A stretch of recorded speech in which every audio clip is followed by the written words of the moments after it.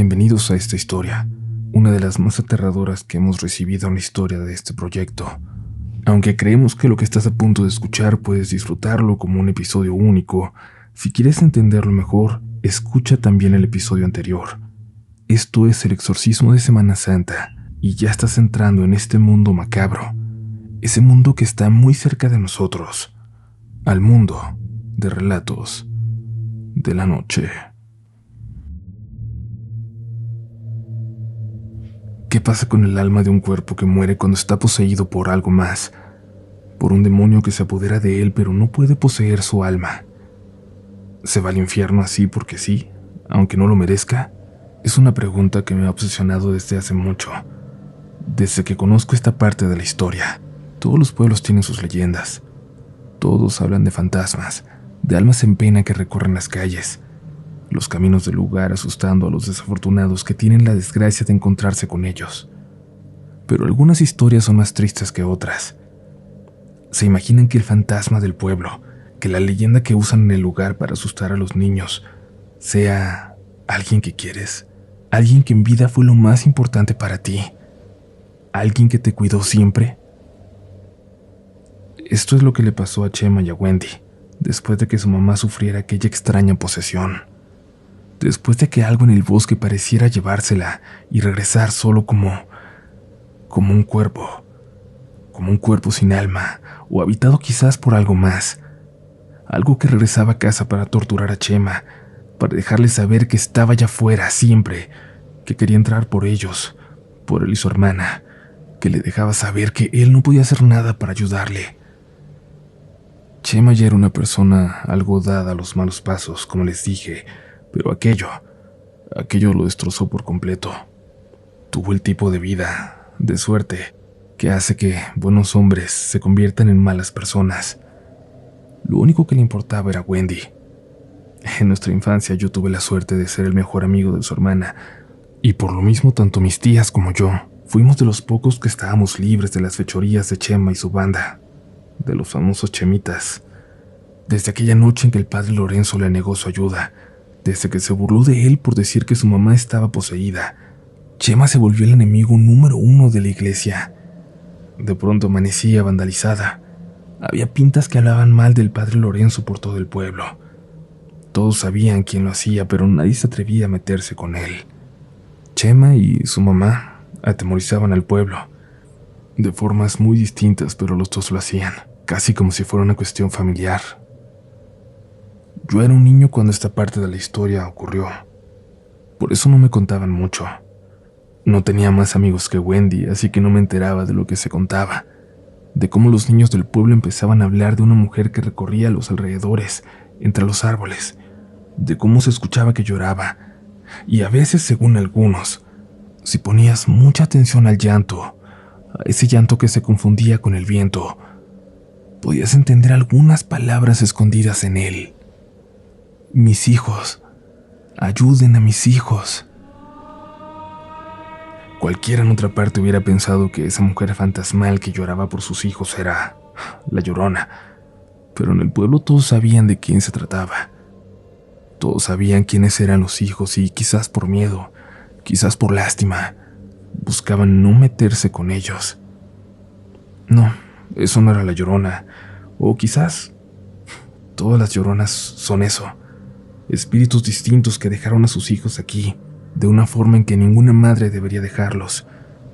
Quizás por eso no se pueden ir. Fui descubriendo que en aquel entonces mis tías, mis adoradas tías, no pensaban que aquella alma en pena fuera lo mismo que fue a buscar a Chema en el cuerpo de su madre, aquello que tomó a Wendy y se la llevó hacia la montaña, aquel ser de origen satánico, o con señales de serlo al menos. Mis tías creían que esto era el alma de la mamá de aquellos muchachos, que había sido obligada a dejar su cuerpo, a vagar en esa forma mucho antes de aquella noche de terror. A la gente le gustaba contar aquellas experiencias, aquellos encuentros, pero se callaban cuando sabían que Chema estaba cerca. Alguna vez a un borracho en una cantina se le ocurrió decirle hijo de la Llorona, quizás viéndolo nada más como un chamaco, un adolescente flacucho que no se podía defender. Chema, sin pensarlo, Le rompió una botella en la cara cuando aún no había terminado la frase. Los chemitas se encargaron de que nadie se metiera a ayudar. Chema le destrozó la cara a golpes, con vidrios que se quedaban entre sus puños y la piel de aquel hombre. Golpeó hasta que aquello debajo ya no tenía forma de rostro. Por fortuna sobrevivió aquel tipo, aunque su cara quedó marcada para siempre por su burla. Una masa de carne de la que sobresalían ojos, nariz y boca. Nada más. Y por eso en ese entonces el Chema se tuvo que desaparecer un tiempo del pueblo. Dejó a Wendy con su vecina, y dicen que se fue a esconder a Chilpancingo, pero en realidad nadie sabe bien en dónde estaba. Estuvo casi 2 meses fuera, en lo que se calmaba todo, aunque en realidad nadie lo buscaba con ganas de encontrarlo. Sin él y con sus cómplices dispersos, se vivieron días de extraña calma en el pueblo. Hasta que el grito de aquel fantasma se acercó, una noche, mucho más al pueblo. Esa noche fue la primera vez que yo la escuché, la primera vez que Wendy la escuchó. Nadie quería asomarse, pero parecía recorrer el pueblo. Aquel grito horrible se metía por entre las calles, se colaba en las casas por debajo de las puertas. Era como si estuviera en todas partes. Se metió hasta la iglesia, y el padre Lorenzo, que hasta entonces había acusado de ignorantes a todos los que creyeran en esa leyenda, también salió a ver, a investigar de qué se trataba. La gente, como en toda emergencia, se reunió en la plaza del pueblo, asustada, y Abdalá, el árabe loco que dormía en el kiosco, se despertó como si tuviera visitas. El grito, el llanto, volvió a escucharse. Fuerte, casi retumbando en el pecho de todos los presentes. Luego una sombra. La sombra de alguien acercándose por el callejón hizo que todos, hasta el padre, contuvieran el aliento. Pudieron escuchar los pasos haciendo eco, rebotando en las paredes. Definitivamente, quien lloraba se acercaba caminando por ahí. Y sí, una mujer lloraba, un llanto que por un momento se confundía con el que había despertado a todo el pueblo, pero este era distinto, real. El llanto de una madre pidiendo ayuda, de una madre gritando que su hija había desaparecido. Aquella mujer momentos antes despertó con el sonido de su puerta cerrándose de golpe.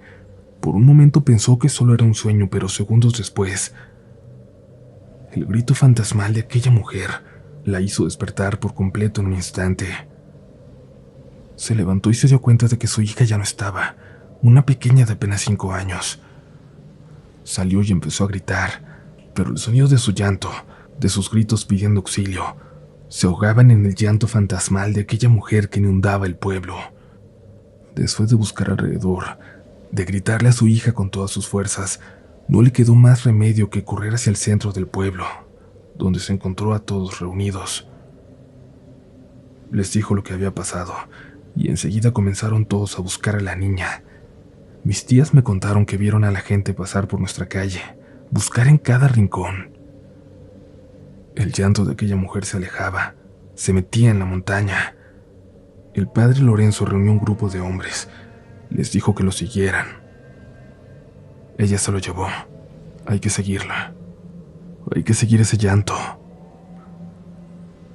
Y armándose de valor para buscar a aquella pobre niña, mucha gente del pueblo se atrevió a ir en busca de aquel grito, aquel al que en esos últimos años habían aprendido a temer.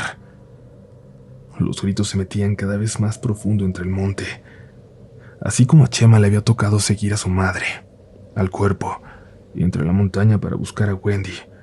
Así, años después, la gente seguía el llanto para buscar a aquella niña, pero había algo diferente en ello, algo totalmente distinto. Finalmente dieron con la pobre chiquilla, inconsciente, pero cuando la encontraron el llanto se siguió escuchando. Se perdía en lo más profundo de la sierra, llegando de nuevo hasta el barranco del Tigre. La gente que estaba ahí dicen que nunca habían visto tan asustado al padre Lorenzo, un anciano que había pasado casi toda su vida allí en el pueblo. Por primera vez, no sabía qué hacer. Las señoras de la congregación, las más cercanas al sacerdote, empezaron a decirle que algo horrible habitaba en el pueblo, que era un castigo, un mensaje del mismísimo Lucifer por los crímenes de Chema, por su odio a la iglesia. Desde chiquito se notaba que traía al diablo adentro. Nos ha traído una maldición al pueblo. Por eso los castigó Dios. Por eso el diablo se llevó a su madre. Es hijo del mismísimo demonio. Hay que exorcizar al pueblo, padre. Ayúdenos. Se va a robar a nuestros niños, padre. Ya vio lo que es capaz de hacer. El padre Lorenzo cada vez era más débil, físicamente y en su voluntad, y se dejó convencer. Por un momento estuvo seguro de que eso era la única salida para mantener a salvo a su congregación, a ese pueblo que le tocaba cuidar, a esa gente que había visto crecer. Hagámoslo. ¿Y saben qué? Por muy loco que suene, por ridícula que parezca ahora la idea, en aquel tiempo, en ese momento, y con el miedo que invadía a la gente del pueblo, sobre todo después de esa noche, eso pareció lo más lógico por hacer. Incluso mis tías, gente inteligente y madura, pensó que, bueno, no podía pasar nada malo, que en el peor de los casos eso tranquilizaría a la gente, que era lo peor que podría pasar. El padre Lorenzo era experimentado, su fe inquebrantable. Si alguien estaba listo para llevar a cabo tal rito era él, y se apoyó de la gente de su congregación con más fe. Bendijo uno a uno cada rincón de nuestro pueblito. Reunió a gente en cada camino que saliera de él. El policía del lugar, completamente obediente al padre, se encargó de cerrar el paso en la carretera a cualquier extraño. Esto era un problema nuestro, de nuestra gente, y así se tenía que arreglar. Los chemitas se enteraron e intentaron mandar un mensaje, aunque no sabían de bien a bien en dónde estaba Chema. Así que le avisaron a cada persona con la que podría estar escondido. En Chilpancingo, en Acapulco, en Tlatotepec, en Tecuanapa, en Ometepec. Que la mamá de Chema se llevó a una niña, andan diciendo que van a exorcizar al pueblo entero para que se vaya para siempre. Se puso todo muy loco por acá. Avísenle al Chema, nomás para que sepa. Y aquel ritual se llevó a cabo, por una semana entera. De lo poco que yo recuerdo es que mis tías no me dejaban salir. Dicen que una noche, de las últimas, aquel llanto maldito comenzó a escucharse. El padre gritaba que se largara de ahí, que regresara al infierno, y mientras continuaba la gente de la congregación, los más viejos, pasaron por todo el pueblo cantando canciones, de esas de la iglesia. Pasearon al Cristo de madera por todos lados, como si fuera procesión. Un Cristo enorme del tamaño de una persona. Abdalá corrió como desquiciado por todo el pueblo, siguiendo la procesión, yendo y viniendo de un lado a otro. Y de pronto el grito se alejó, y se alejó y se alejó, y terminó por desvanecerse en el silencio que llenaba el pueblo. Eso sí lo recuerdo, a mis tías saliendo al patio a ver qué pasaba. El pueblo se sentía diferente, realmente diferente. De entre todas las cosas raras que se contaron aquella noche, las cuales sería interminable describir, y me llevaría páginas y páginas, quizás lo más extraño es algo que vio el señor que iba a llevar mercancía a la tienda grande. Él no vivía ahí. Se le había hecho tarde, pero como cada vez, él llegaba en el día que se comprometía, aunque fuera rozando la medianoche. Así que cuando pasaban de las 11, iba subiendo despacio y con cuidado hacia el pueblo. La carretera, sobre todo en aquel entonces, que no la habían remodelado, era sumamente peligrosa. El señor venía poniendo mucha atención al camino cuando vio que alguien venía bajando.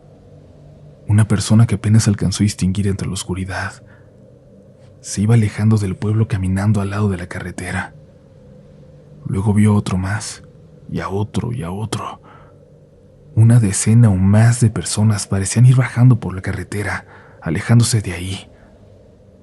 Le pareció muy raro, pero no se detuvo. Incluso en aquel tiempo había que cuidarse de los asaltos y trampas en el camino, sobre todo allá, en lo más profundo de la sierra. Justo antes de llegar al pueblo, vio una silueta más, esta vez en medio del camino. Luego le echó la luz y se dio cuenta de que era un policía. Este lo detuvo y le dijo que no había paso, que había un asunto importante en el pueblo, que por su seguridad no podía seguir adelante. ¿Por eso hay tanta gente saliendo de aquí?, le preguntó aquel hombre. El policía, muy confundido, le dijo que nadie estaba saliendo de ahí, que él tenía horas cuidando la salida, que por ahí no había pasado nadie. No, Poli, claro que no. Está lleno de almas ese camino. El señor se refería a personas, claro está, pero hubo algo casual en la forma de ponerlo, en usar esa expresión, que pesó en el policía, como si sin querer hubiera explicado realmente lo que vio en ese camino. Cuando la niña que se habían robado aquella noche recuperó el habla, el padre Lorenzo le preguntó cómo era aquel demonio que se la había llevado. La niña no dejaba de repetir que no había sido ningún demonio, que fue su tío, un primo de su padre, el que había entrado por ella en la noche. Le pidió que no dijera nada, le dijo que le iba a mostrar algo y se la llevó. Al sacarla de la casa, la niña quiso gritar, avisarle a su mamá, pero su tío la apretó muy fuerte. Ella empezó a perder el conocimiento y dijo que de pronto le dio mucho sueño, pero un grito la despertó. Mientras aquel maldito la llevaba en brazos y se perdía en el monte, ella escuchaba muy bien el grito que le seguía de cerca. Dice que también vio entre los árboles a una señora que le seguía y que no dejaba de gritar. Su tío empezó a llorar, a rezar, le pedía perdón, le decía que le iba a regresar a su casa, pero de repente la tiró entre los árboles y siguió corriendo. La niña vio algo que se movía por entre las ramas, algo que siguió detrás de él. Nadie le creía, pero de aquel tío, que vivía en un pueblo cercano, hacía tiempo que no se sabía nada. Lo fueron a buscar para preguntarle. Hace mucho que no se paraba por ahí. Al final, alguien sin permiso del padre se fue a buscar al barranco del Tigre, allá donde se escuchó gritar por última vez la noche en que se llevaron a la niña. Desde arriba se veía, allá abajo atorado entre las piedras, el cuerpo de un hombre. Bueno, lo que quedaba de él. Porque las bestias no perdonan. El padre Lorenzo empezó a tener ataques de pánico todas las noches. Nadie podía explicar por qué, pero ya estaba muy grande. La diócesis mandó a decir que iría pronto alguien a ayudarle, Ismael. Chema regresó al pueblo. La gente lo veía raro. Pensaron que nunca volvería por ahí. En voz baja comentaban al verlo que cómo se sentiría ahora que estaba libre del fantasma de su madre. Otros decían que en realidad la acababa de perder por segunda ocasión. Cuando se juntaron los chemitas para contarle todo lo que había pasado, se puso como loco. Así que ese padre, ese pinche viejo que se burló de mí, que dejó morir a mi mamá, ahora sí se puso a hacerle un exorcismo al pueblo para deshacerse de un fantasma. Ahora sí, ¿verdad? Intentaron detenerlo entre todos sus secuaces, pero nadie logró hacerlo. Chema salió directo a, según él, hacer justicia, ahora sí, con el padre. Todo el coraje que tenía por la muerte de su madre se lo dirigía al padre Lorenzo. Cuando llegó a aquella casita detrás de la iglesia, lo único que encontró fue a unas señoras llorando alrededor del cuerpo. Dicen que hasta parecía que el padre Lorenzo, que murió tranquilamente mientras dormía, se había ido con una sonrisa, y Chema lo tomó personal. Escuchaba a Abdalá a unos metros de ahí, hablando y contestándose como siempre, teniendo una de esas extrañas conversaciones en árabe que tanto divertían a la gente. Una señora se acercó a Chema, le dijo que pasara a pedirle perdón al cuerpo del padre, que eso tenía que hacer por ahora, que luego tendría la oportunidad de confesarse, más tarde, cuando llegara el padre Ismael, que lamentablemente no había alcanzado a llegar mientras el padre Lorenzo aún vivía. Si quedaba algo bueno en el alma de Chema, ese día se murió. En el parque junto al kiosco vio a sus amigos. En la noche, agarren al árabe loco, llévenselo a la casa abandonada que está saliendo del pueblo por el camino viejo, y ahí déjenlo por ahora. ¿Por qué, Chema? ¿Qué quieres hacer con él?, le preguntaron con algo de miedo. Vamos a vengarnos de toda esta bola de ignorantes pendejos, dijo mientras veía a su alrededor. Todo el pueblo se acercaba para despedirse del padre Lorenzo. Se hizo de noche. Abrieron la iglesia para que la gente se despidiera. Nadie se dio cuenta cuando los Chemas se llevaron al pobre de Abdalá. Un coche negro que no era del pueblo llegó y se estacionó frente al parque. Se bajó un sacerdote de él. Se veía nervioso. Parecía que no pasaba de los 30 años. Aquella noche era más oscura que de costumbre. Entre aquel extraño ritual y la muerte del padre Lorenzo, parecía que no hubiera nadie que pudiera ayudar a aquel pueblo. Había un sentimiento de desolación que quizás perdura hasta este momento, cuando ya nadie lo habita. Chema sonreía en el kiosco, mirándose a la iglesia. Planeaba vengarse de todos en ese pueblo. No tenía idea de lo que estaba a punto de despertar.